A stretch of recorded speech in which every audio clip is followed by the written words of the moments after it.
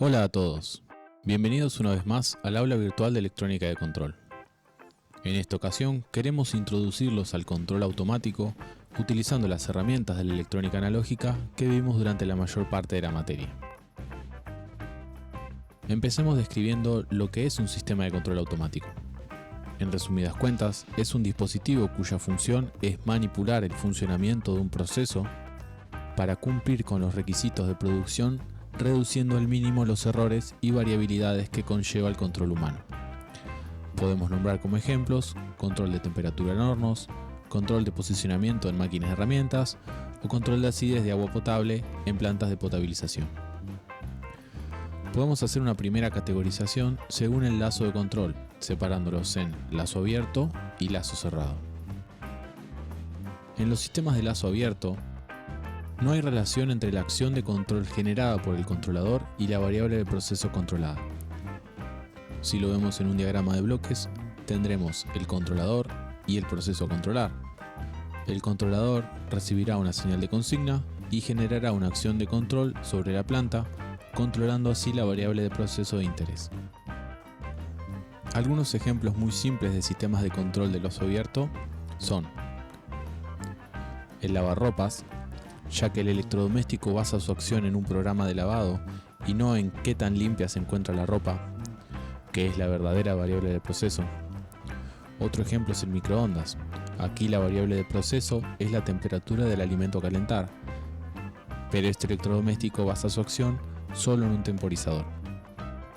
Y por último, el carburador de los motores de combustión interna. En este caso, la variable de proceso es la razón de mezcla de aire y combustible. La consigna es, en todo el rango dinámico del motor, obtener una mezcla estequiométrica, y la variable controlada es la cantidad de combustible que permite mezclarse con el aire. El carburador, siendo un dispositivo mecánico, no tiene forma de medir la relación de aire-combustible que está produciendo, y su correcto funcionamiento es resultado de un preciso diseño y posterior afinación. En cuanto a los sistemas de lazo cerrado, la acción de control es función de las señales de consigna y la variable de proceso, por lo que indefectiblemente el controlador deberá recibir información del estado de la variable de proceso. Por lo que en el diagrama de bloques, ahora se cerrará el lazo con la señal de realimentación. Más detalladamente, un sistema de control de lazo cerrado estará compuesto por el controlador, el elemento de control final, el elemento de medición y el elemento de comparación. A este último ingresan la señal de consigna o set point y la de realimentación o feedback, obtenida del proceso por el elemento de medición. Y su salida será la señal de error. El controlador utilizará la señal de error para generar su señal de control, que comandará al elemento de control final para afectar la variable manipulada, logrando el control de la variable de proceso de la planta. Por lo general, el controlador y el elemento de comparación suelen existir dentro de un solo dispositivo. Veámoslo en este horno eléctrico automático de ejemplo. Tenemos el controlador de temperatura, el elemento de medición, que es un sensor de temperatura, el elemento de control final, que es un controlador de potencia, y por último la planta, que es el horno, junto con su resistencia calefactora. En cuanto a las señales, tenemos el set point, que es ajustado en el controlador mismo, el feedback proveniente del sensor de temperatura, la señal de control, que en este caso es una señal estándar de 420 mA, la variable manipulada, que en este caso es la potencia eléctrica que llega a la resistencia calefactora, y por supuesto la variable controlada o de proceso, que es la temperatura interna del horno. Si ahora hacemos una categorización en relación a los principios de funcionamiento del control automático, podemos encontrarnos con lo siguiente: control lógico combinacional, control lógico secuencial, control analógico discontinuo y control analógico continuo.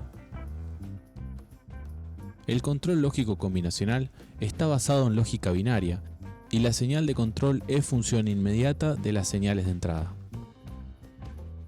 En este ejemplo, vemos una cinta transportadora donde el arranque y parada de su motor es función lógica de un interruptor y un detector de presencia. Todas las señales son de tipo binario. En el caso del control lógico secuencial, está formado por sistemas combinacionales con elementos de memoria, de forma tal que la señal de control, en un momento dado, puede ser función de las entradas y salidas en ese mismo instante y o en estados anteriores, por lo que existe un concepto de tiempo.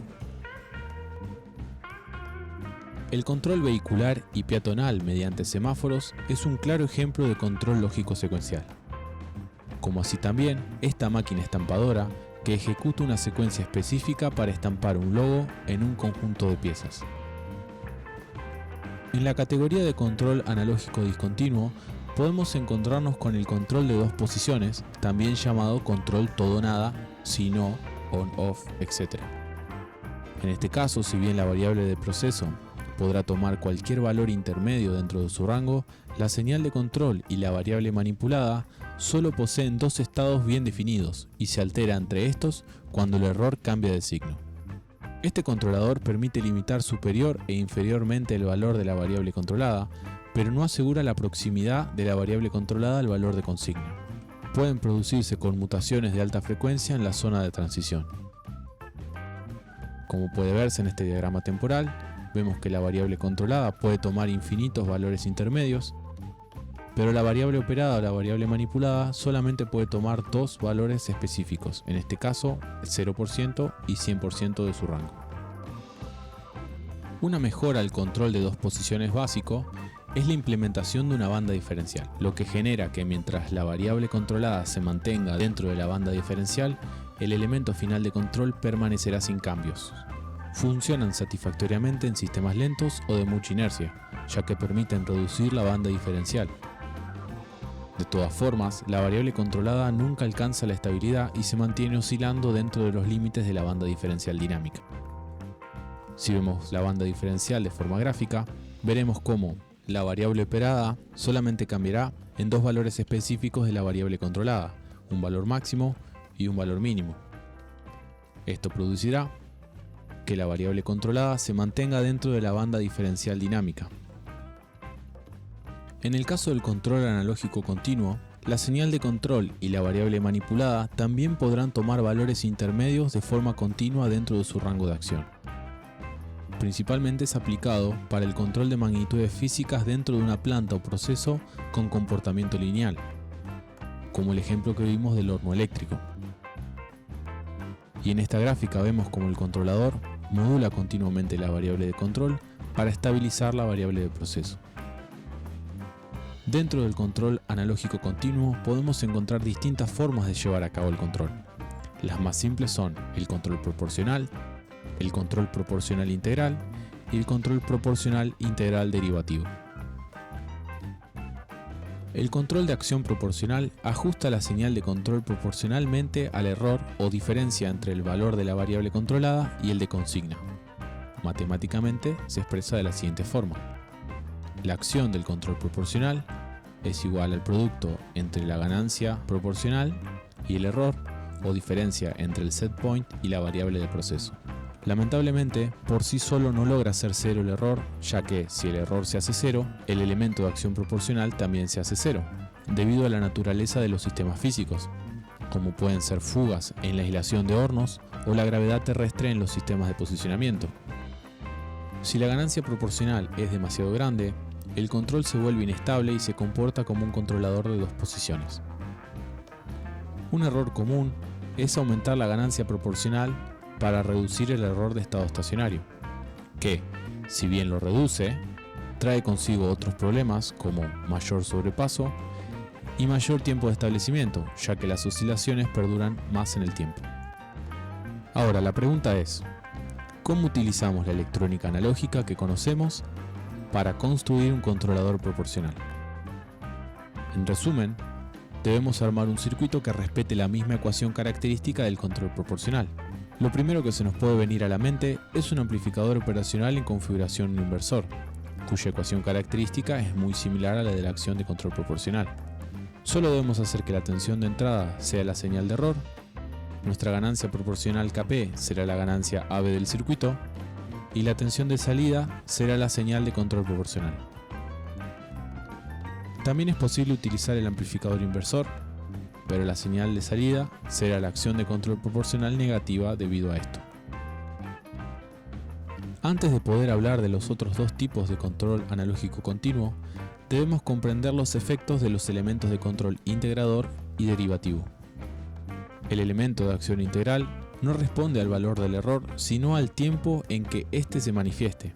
Matemáticamente está expresado de la siguiente forma: la acción integral es igual a la constante de integración multiplicada por la integral del error respecto del tiempo.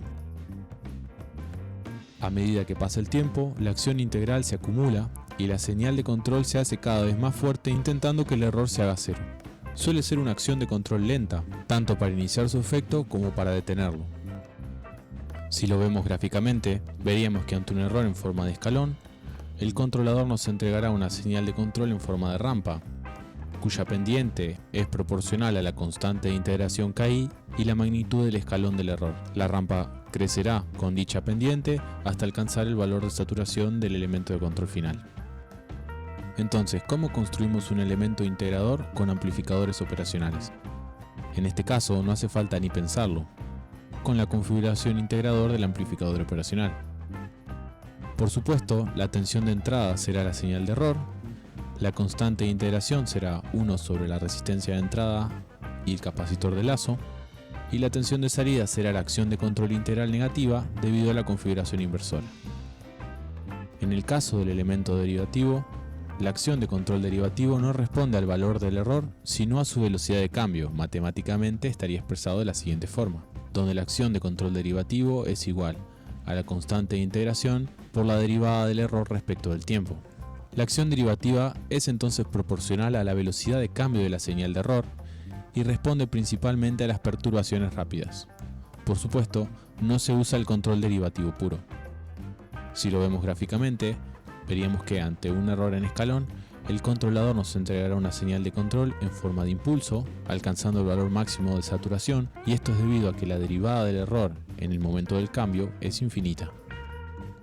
Por supuesto, se cae de maduro que este elemento de control lo implementaremos con un amplificador operacional en configuración derivador. Obviamente, la tensión de entrada será nuestra señal de error, la constante de derivación será el producto de los valores del capacitor de entrada y la resistencia del lazo, y la tensión de salida será la acción de control derivativo con signo negativo debido a la configuración inversora.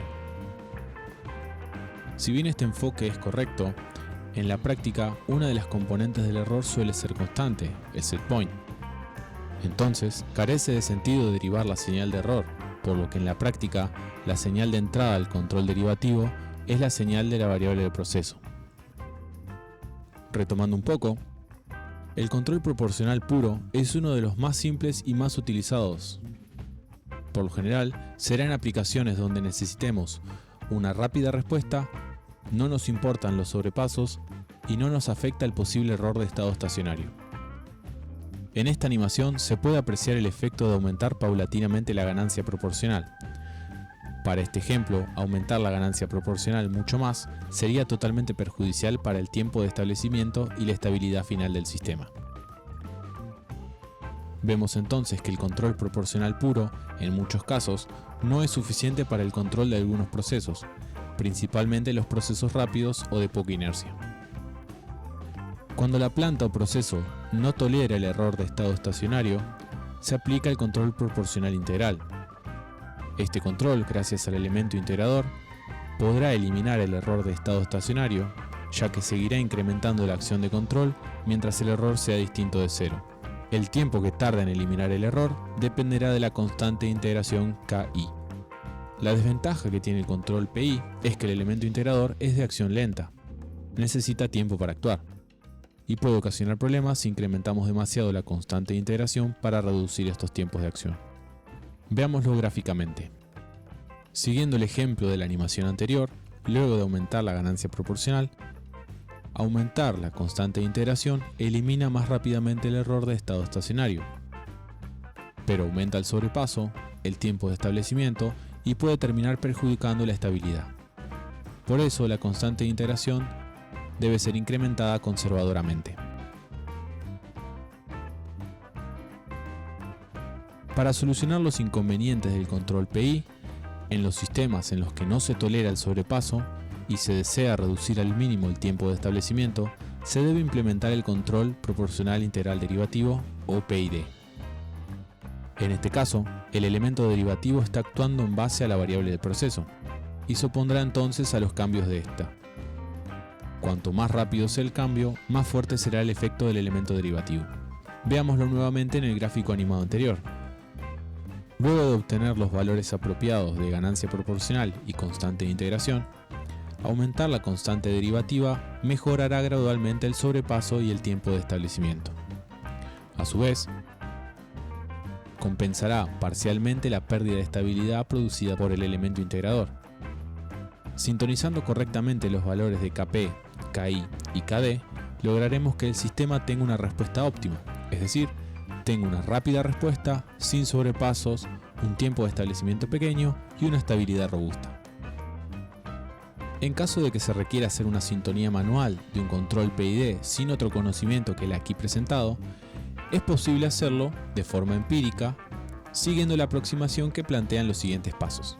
Primero se debe ajustar la constante de integración y la constante derivativa a 0. Luego se podrá aumentar la ganancia proporcional hasta que el sistema oscile. Entonces la ganancia proporcional a ajustar será la mitad del valor que generó la oscilación.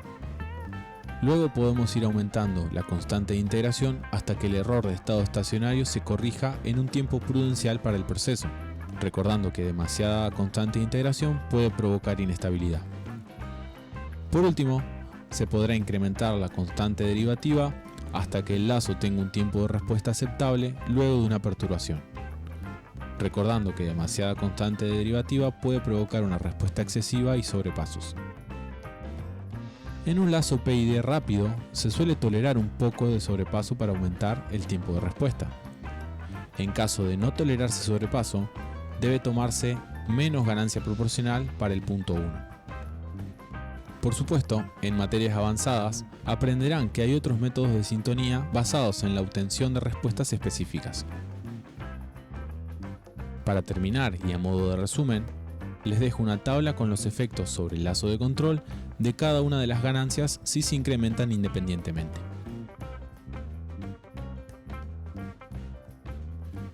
Muy bien, con esto último damos por terminada esta clase introductoria al control automático.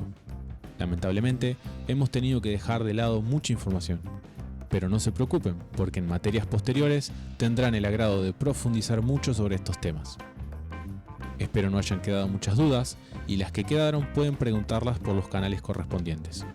Nos vemos en la siguiente clase. Hasta la próxima.